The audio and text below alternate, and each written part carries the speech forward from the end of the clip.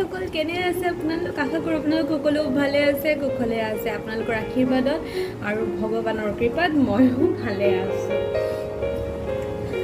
ইয়াৰ আগৰ ভিডিঅ'টোত মোৰ মই মটনৰ ৰেচিপি এটা আপলোড কৰিছিলোঁ আৰু সেই ৰেচিপিটো দিওঁতেই মই তাত কৈছিলোঁ যে মই সেইদিনাখন মটনৰ সৈতে বাটাৰ গাৰ্লিক নান আৰু পোলাও বনাইছিলোঁ আৰু তেতিয়াই মই কৈছিলোঁ যে এই নানৰ ৰেচিপিটো আৰু পোলাও ৰেচিপিটো অতি শীঘ্ৰে মই মোৰ চেনেলত আপলোড কৰিম আৰু সেইকাৰণে মই আজি আহি গ'লোঁ আপোনালোকৰ মাজলৈ নানৰ ৰেচিপিটোলৈ ৰেচিপিটো ভিডিঅ'টো আৰম্ভ কৰাৰ আগতেই ক'লৈ মোৰ বহুত বহুত ধন্যবাদ আৰু কৃতজ্ঞতা জ্ঞাপন কৰিলোঁ কাৰণ মই দিয়া প্ৰতিটো ভিডিঅ'ত আপোনালোকে ইমান ধুনীয়াকৈ মোক ৰেছপণ্ড কৰি আছে তাৰ কাৰণে বহুত বহুত ধন্যবাদ মই ৰেছপণ্ড মানে এইটো ক'বলৈ যোৱা নাই কিমান লাইক হৈছে বা কিমান ভিডিঅ'টো চেনেলটো ছাবস্ক্ৰাইব হৈছে মই সেইটো ক'বলৈ নাই যোৱা ঠিক আছে হ'ব কৰি যোৱা কাম কৰি গৈছোঁ ফলটো বাৰু পিছত দেখা যাব লাহে ধীৰে যি হয় মানুহে যদি ভাল পায় আপোনালোকে যদি ভাল পায় আৰু তেন্তে তেনেকৈ সৰুকৈ বেবী ষ্টেপ দি আগবাঢ়ি যাবলৈ পাৰিম সেইটো ডাঙৰ কথা নহয় কিন্তু যিখিনি ছাবস্ক্ৰাইবাৰ্ছ আছে আৰু তাৰ মেক্সিমামেই মোৰ ফ্ৰেণ্ড চাৰ্কলেই হয় মোক পাৰ্চনেলি চিনি পোৱা মানুহেই হয় আৰু মোৰ ভিডিঅ'বোৰ চোৱাৰ পিছত তেওঁলোকৰ যিখিনি ৰিয়েকশ্যনছ বা তেওঁলোকৰ যিখিনি কমপ্লিমেণ্ট বুলিও ক'ব পাৰোঁ মই তো সেই যি দুই এটা সৰুকৈ হ'লেও মোক মেছেজ দিয়ে ন সেইটো মোৰ কাৰণে বহুত ডাঙৰ কথা মোৰ দুই এজন ফ্ৰেণ্ডে গম পাব সিহঁতে ভিডিঅ'টো চালে যাক কৈ আছোঁ মোৰ দুই এজন ফ্ৰেণ্ডে ট্ৰাইও কৰিছে ট্ৰাই কৰি মোক ফটো মাৰি পঠিয়াইছে চ' হেপী কি ক'ম মানে মই এক্সপেৰিমেণ্ট কৰি ভাল পাওঁ সেইটো তহঁতেও জানো আৰু তাৰপিছত যেতিয়া তহঁতে মোক বনাই এনেকৈ ভিডিঅ' বা ফটোজ যেতিয়া দেখাওঁ বা কওঁ যে বনাইছ বা খাইছ বা ভাল লাগিছে তেতিয়া মোৰ সঁচাকৈ বহুত ভাল লাগে থেংক ইউ ছ' মাছ তহঁতবোৰ মোৰ জীৱনত আছ সেইটো কাৰণে মই কিবা এটা কৰিবলৈ উৎসাহ পাওঁ বহুত বহুত ধন্যবাদ তহঁত চবৰে আহোচোন এতিয়া মই নানৰ ৰেচিপিটোলৈ আগবাঢ়োঁ আৰু খুবেই সহজ একদম তামজাম নাই এইটো মই কৈ দিওঁ ইয়াতো মই কোনো ট্ৰেডিশ্যনেল ৰুলছ ইমান ফ'ল' নাই কৰা নান বনোৱা বহুত ধৰণৰ ভিডিঅ'জ পাব আপোনালোকে ইউটিউবত সেইটোতকৈ বহুত ডিফাৰেণ্ট হ'ব এইটো বুলি মই ভাবোঁ কাৰণ মই নিজেও নোচোৱা নহয় মই নিজেও ভিডিঅ' চাইছোঁ আৰু সেই ট্ৰেডিশ্যনেল যিটো ৱে হয় সেই ৱেটোত মই আগতেও বনাইছোঁ নান আৰু আজিৰ যিটো ভিডিঅ' এইটো হৈছে মই হঠাৎ ডিচাইড কৰিলোঁ যে কি বনাওঁ আলহী আহি আছে আগৰ ভিডিঅ'টোত কৈছিলোঁ যে মোৰ বহুত দিনটোত বহুত গা বেয়া আছিলে আৰু ৰাতি হঠাৎ আলহী আহিব বুলি গম পোৱাৰ পিছত কি বনাওঁ তেনেকৈ মানে কি স্পেচিয়েল কৰোঁ যিহেতু মই মানুহক খুৱাই ভাল পাওঁ মই নৰ্মেলকৈ মানুহক খুৱাবলৈ বিৰাট দিগদাৰ পাওঁ মই কিবা এটা আলহী অহা বুলি ক'লে কিবা এটা ডিফাৰেণ্ট কৰিবলৈ চেষ্টা কৰোঁ সেইটো কাৰণে মই ভাবিলোঁ যে নান বনাওঁ আৰু ঘৰত মোৰ তেনেকৈ বস্তু নাছিলে বা তেনেকৈ মই প্ৰিপেয়াৰ নাছিলোঁ যে মই নান বনাম সেইকাৰণে যি আছিলে ফটাফট সেইখিনিৰে তেনেকৈ বনাইছোঁ কিন্তু ট্ৰাষ্ট মি সঁচাকৈ খাবলৈ বহুত ধুনীয়া হৈছিলে আৰু মই যিটো ইয়াৰ আগত মটনৰ ৰেচিপি দিছিলোঁ সেই মটনটোৰ লগত নানৰ টেষ্টটো ইমানেই ধুনীয়া আহিছিলে নহয় মই কি ক'ম আপোনালোকক সেইকাৰণে কাইণ্ডলি ভিডিঅ'টো চাওক আৰু বহুত ইজিকৈ বনাইছোঁ আপোনালোকেও যেতিয়া মন যাব তেতিয়া এনেকৈ বনাব পাৰিব আৰু ৰেচিপিটোত ময়দাৰ ঠাইত আটা ব্যৱহাৰ কৰিছোঁ যিহেতু ময়দাতকৈ আটা হেল্ডি বুলি কোৱা হয় আৰু সেইটো কাৰণে তেনেকৈ য'ত যেনেকৈ পাৰোঁ অকণমান হেল্থ ফেক্টৰটো মানে ধ্যানত ৰাখি তেনেকৈ মই কৰিবলৈ চেষ্টা কৰোঁ কাৰণে আহক ভিডিঅ'ত ৰেচিপিটোলৈকে যাওঁ আৰু ৰেচিপিটো চাই মোক জনাব কেনে পালে আপোনালোকে আৰু আশা কৰিম যে আপোনালোকে ভাল পাব আৰু নানৰ কাৰণে মই লৈ লৈছোঁ জোখমতে আটা অকণমান দৈ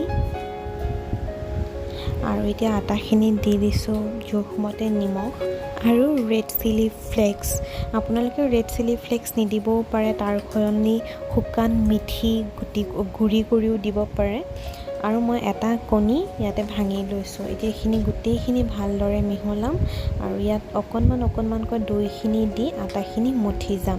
ঠিক তেনেকৈ যেনেকৈ আমি ৰুটি বা পৰঠা বা পুৰি বনাবলৈ যেনেকৈ আটা মঠোঁ ঠিক তেনেদৰে মঠি যাম। মাত্ৰ মই ইয়াত গাখীৰৰ ব্যৱহাৰ নাই কৰা। মই গাখীৰ আৰু পানীৰ ব্যৱহাৰ নাই কৰা, দৈৰেই মঠিম। বহুতে গাখীৰো ব্যৱহাৰ কৰে নান বনাবলৈ। মই এনেকৈয়ে সহজভাৱে এনেকৈয়ে বনাম। খাবলৈ কিন্তু সোৱাদটো অকণমানো ডিফাৰেণ্ট নালাগে, একেই যেনেকৈ আমি হোটেল বা ৰেষ্টুৰেণ্টত নান খাওঁ ঠিক তেনেকুৱাই লাগে। আৰু ভালদৰে ইয়াক মঠি যাম যেতিয়ালৈ কোমল নহয়। আৰু আমি এটা বস্তু মন কৰিব লাগিব, আমি সাধাৰণতে ৰুটি বনালে যিমান আটাখিনি যিটো হিচাপত মানে কোমল বা টান কৰি ৰাখোঁ তাতকৈ অকণমান আটাখিনি কোমল হ'ব, মানে বৰ বেছি টান নহয়, কোমলকৈ মাৰিব লাগিব।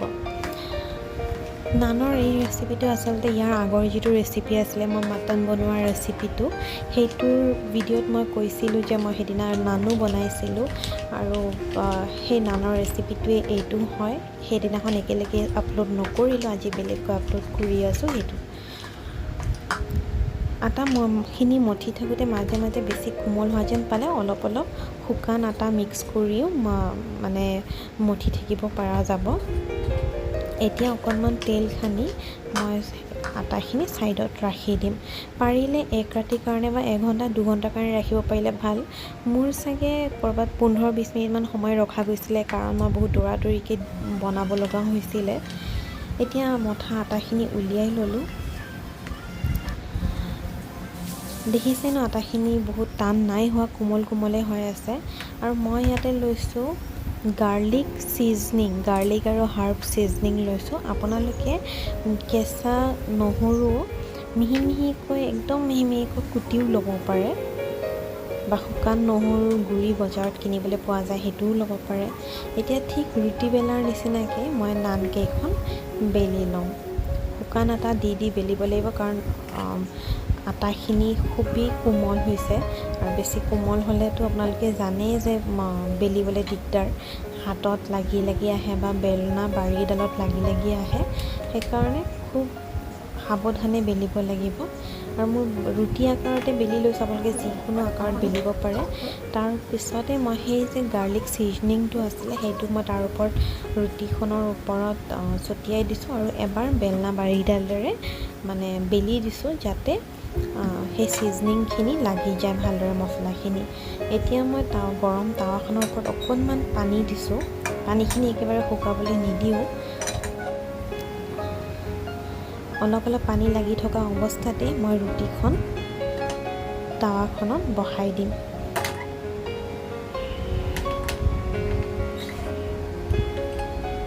ঠিক এনেদৰে আৰু অলপমান হাতেৰে চেপি দিম, যাতে টাৱাখনত ৰুটিখন আঠা খাই যায়। এতিয়া ঢাকনি লগাই অকণমান সময় মিডিয়াম ফ্লেমত ৰাখি দিম।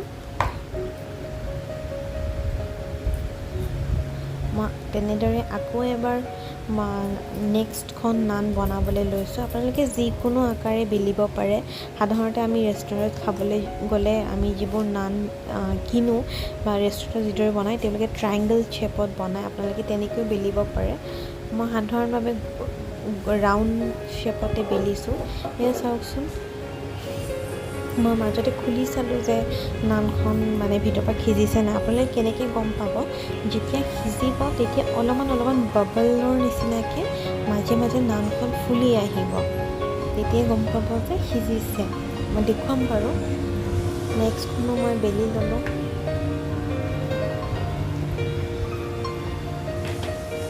আচলতে নান ময়দাৰে বনায়, মই আটাৰে বনাইছোঁ অলপ হেল্ডি ৰাখিবলৈ। এই চাওক, অলপ বাবল ফুলি আহিছে, ধৰিবলৈ পাৰিছেনে নাজানো। এতিয়া জুইটো বেছি কৰি দি ফ্লেমটো বঢ়াই দি এতিয়া মই এনেদৰে সেকি ল'ম। টাৱাখন ওলোটাই দি জুইৰ ওপৰত নানখন সেকি ল'ম। আমি যে নানখনৰ তলত পানী লগাই দিছিলোঁ যে, সেই পানীৰ কাৰণে নানখন টাৱাৰ সৈতে মানে আঠা খাই আছে। আৰু এনেদৰে জুইৰ ওপৰত নানখন ধুনীয়াকৈ সেকি লওঁ, যাতে চাৰিওফালৰ পৰা সেকা যায়। চাওকচোন কি ধুনীয়াকৈ ৰংটো ওলাইছে। ধুনীয়াকৈ সেকি লওঁ।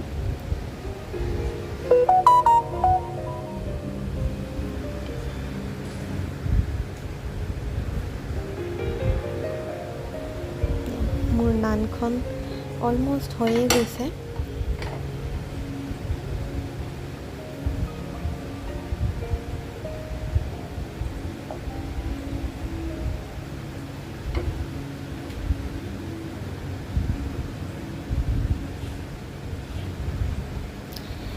হৈ গ'ল। এতিয়া মোৰ নান আপোনালোকে এনেকৈ নমাই থ'ব পাৰে, কিন্তু মই ইয়াতে অকণমান বাটাৰ দিম। তাৰ আগতে আপোনালোকক এবাৰ দেখুৱাই লওঁ যে ভিতৰটো কেনেকৈ আঠা খাই আছে, তলটো দেখিছে।